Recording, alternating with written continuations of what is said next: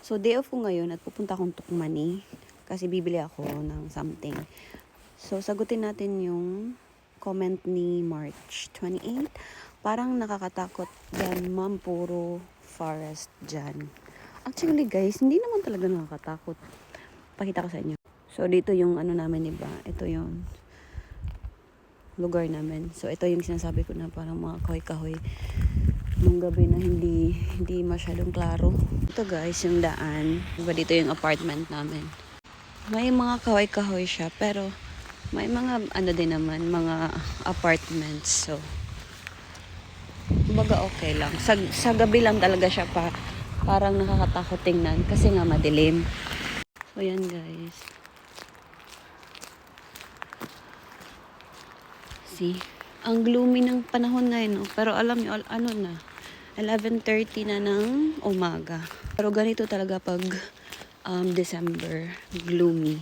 Pero may mga time naman na sunny siya. Pero pag sunny, talagang malamig yun.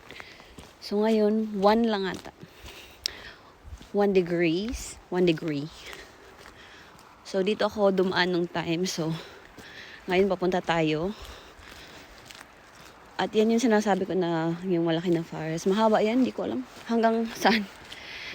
So, ito lang yung daanan. Medyo malayo yung Tukmani dito pero maglalakad lang din ako kasi delikado yung delikado yung kalsada kahit na may mga ganito.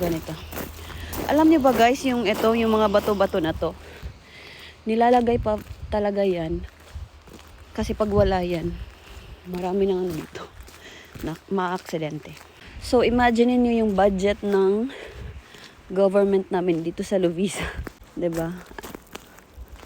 Kahit saan may daan, pero nalalagyan talaga nila ng itong mga bato-bato. So, binabudgetan talaga yan. Anyway, ito yung video ko nung last time na yung main road yan, yung may sasakyan. So, today is Friday. Tingnan nyo naman guys. Friday ha. 11:30. Wala pa rin masyadong sasakyan na dumadaan dito sa main road.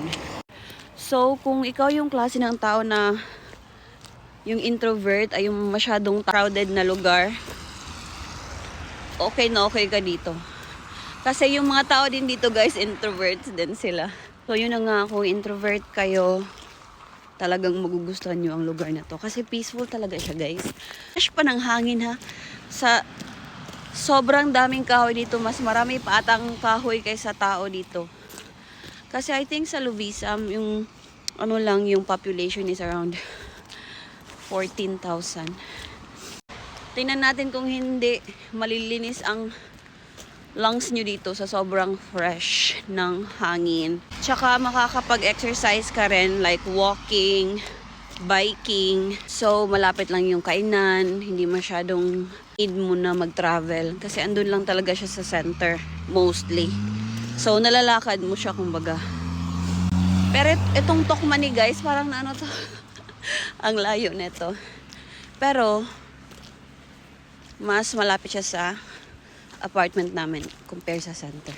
Papunta ako doon. Papakita ko yung isa sa mga grocery markets dito guys sa Finland. Itong S-Market. Yan, S-Market. Diyan may daanan dyan papunta sa workplace namin. So, if ever need namin mag-grocery, hanggang nadadaanan lang namin siya. So, very nice. So, dadaan na tayo guys. Ito talaga yung gusto ko. Pag dumaan ako na walang sasakyan. So, yan yung S-Market. May gasolinahan din. So,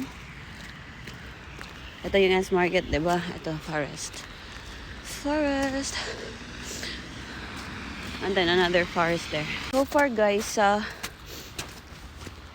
magto 2 years na ako dito.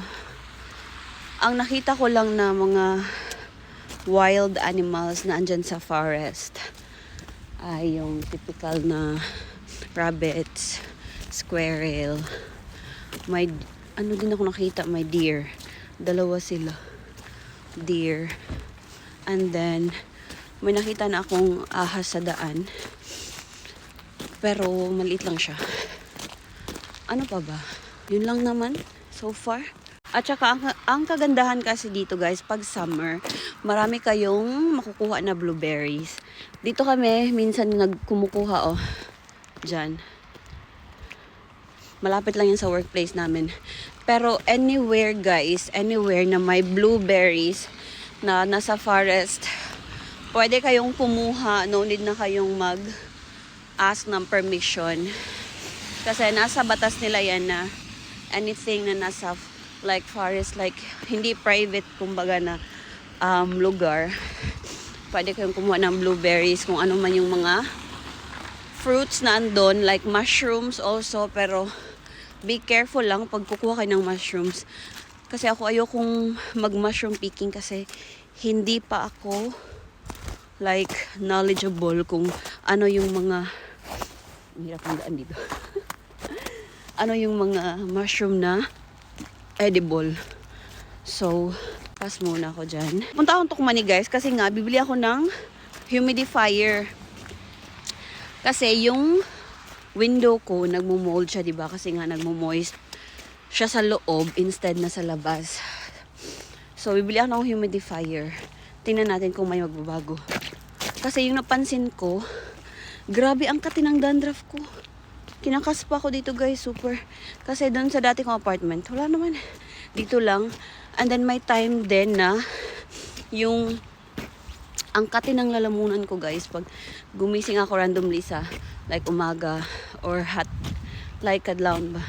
And then need ko talagang uminom ng tubig kasi ang dry ng lalamunan ko. So tingnan natin kung may magagawa tong humidifier na to. At saka bili ako ng paint din kasi try kong i-paint yung molds doon. Wala akong time guys, bye na. So if ever may questions kayo, just ask me in the comment section, okay? So yun lang, thank you so much for watching, bye!